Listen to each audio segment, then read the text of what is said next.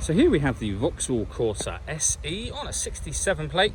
I'm going to start off by showing you around the outside of the car, and then we'll hop in and run through some controls on the inside. But from the outside you can see it's a 5-door car with alloy wheels. Let's start off inside the boot and then work our way around the rest of the car from there.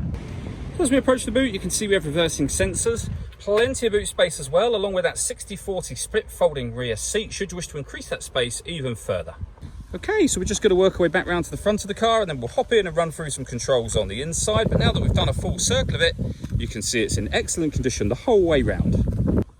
Just briefly before we climb in, I think it's what we're seeing the interior from this exterior point of view. There's plenty to run through on the dashboard, so let's hop in and we'll do that right now.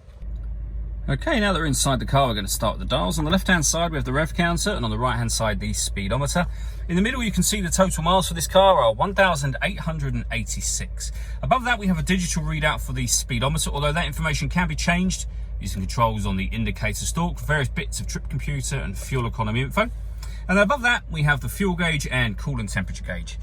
If we back out to the steering wheel, on the left-hand side, we have cruise control and speed limiter, and on the right-hand side, stereo and phone controls. The phone controls can only be used after you've paired the phone up, which is done over on the touchscreen just here. Hit the phone icon, and then you would search for device and follow instructions on your phone from there.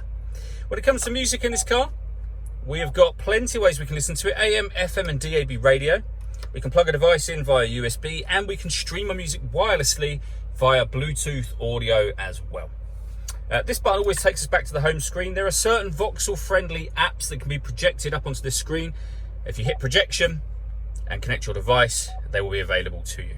So the right-hand side of that, we have deadlock, so you can lock the car doors from the outside. We have a driver's heated seat, which you can turn on and off. On the passenger side, with the passenger heated seat, a heated steering wheel. This button makes the power steering lighter or not, and that will turn the parking sensors on and off just there. We have the main volume for the stereo.